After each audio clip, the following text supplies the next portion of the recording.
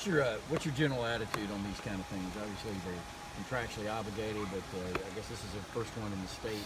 Yeah, they're great events. UGA Day is a chance to publicize UGA, a chance to meet a lot of people who, kind of shockingly, I knew a lot of these folks and got to be around them. So I'm excited to get to be around the fans and get to talk to them as a group. Get to go to Columbus tomorrow, where I've got a lot of ties from college, so that part's been unique. The Dallas one was a little different, just because it's further away and there weren't as many people there I knew. So when you talk about building the team depth, getting the type of players you want through recruiting, how long do you anticipate that kind of? I don't think you put a timetable on it. I mean, you got to go recruit good players. You get them one at a time, and you do the best you can with each kid. And we're obviously trying to increase the depth, increase the size, but that's been consistent throughout spring. And I think you guys are aware of that. What are the things you can do to compensate for the lack of size that you've mentioned? Compensate? Yeah, eat more. I mean, nutrition budget. I mean, to try to feed our guys and get them stronger. I do think that our guys in the weight room, Coach Sinclair's done a great job. Been in constant contact with him the last couple of days. And our kids are getting right in the middle of finals, so that becomes a discretionary period where they get to kind of do whatever they want to do. And we've had some kids come in and want to work extra, so that's been a good sign for us. We've got to get stronger and we got to get more physical. And we all know that. You can recruit that, but you can also train that and develop it. And I think that's the key anecdote for us is how do we get what we have better, stronger, and faster. Kirby, what's your philosophy on non-conference scheduling and what kind of input are you having on that?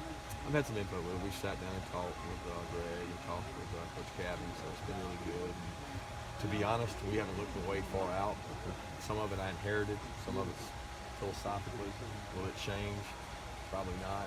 It's important to me that you play a good non-conference opponent. Outside Tech, I think that helps you.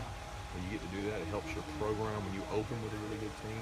So I'm always in favor of being able to play somebody open. And we won't get a chance to do it every year. We won't get the venue. But when we get the opportunity, I'm excited to do it. It gets for a great off season, a lot of energy. Kids tend to work harder, so I'm in complete support of that.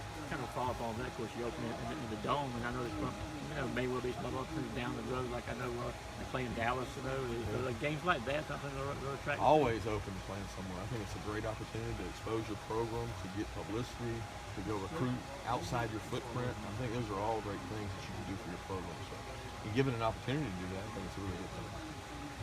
You found a place outside your condo to live yet? Still kind of in the hunt. The process is a lot closer, but it's not completed yet. We'll say it's more in the process now, more under contract than completely done. So you found a place? It sounds like you just got to get it done. Just got to get it done. It's not done until it's signed, right? Yeah. I don't know. I let my wife handle all that. I just go work. Coach, after the last game, Sony said the offense, especially the running backs, had the capability to be more explosive. How have you guys tried to address that, and do you think this can be a really potent offense out of the backfield? Well, first thing we did was try to recruit. I'm assuming you're talking about the Penn State game or you're talking about spring game? Spring game. Okay.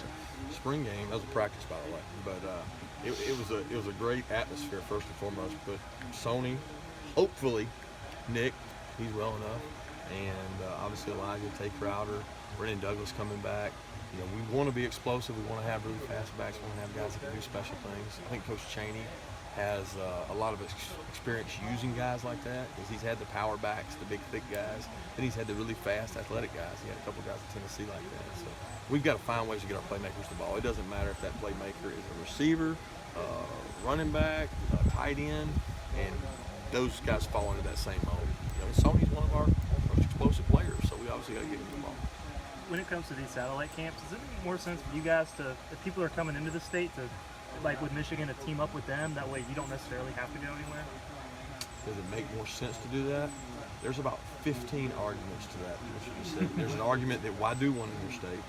Because you're going to get everybody on campus. Then there's the go outside your footprint, because that's the only footprint being where we go 5-hour radius. So we should only be going to Dallas. We should only be going to Miami, going to outside places. And then there's the why do them at all? You don't have to do them. Get them to come to your place. So our philosophy is to put them all on a calendar, and they're coming by the minute. You want my cell phone? They're coming by the minute. There's more of them popping up. So I think it's going to dilute the product. So there's going to be kids getting pulled in a million different directions.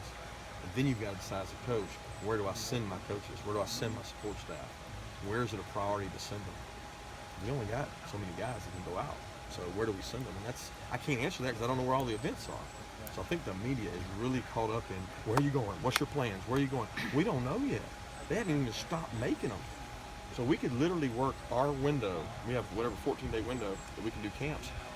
We could work every day somewhere else and never have them at our place, which wouldn't be very smart, obviously. So we got to stay home and go away, both. But I do want to be at some of them in Atlanta. I do want to go see young kids that are being developed, and I want to help the game of football too, which is go bring the game to some of them who can't come to us. You guys are allowed to text recruits now, is that right? How is that going to change your world and communicating with them? It's going to be a lot of texting going on. Yeah, it's going to be a lot of texting going on. So it's changed. I mean, is it just like direct messaging, or Well, I direct message prior to, now I'll text. So instead of a lot of direct messaging, which was really just like texting, it'll just be text. not a big deal? Not for me. I text a lot right now. So to me, it's not a major change where a lot of people might. I feel sorry for the kids because I know if I'm sending them 10 texts a day, how many times 10? That's 100 texts. They're sitting in class. So they're dealing with the burden, not me. But I don't mind though. I want to take advantage of it and go text some of you guys.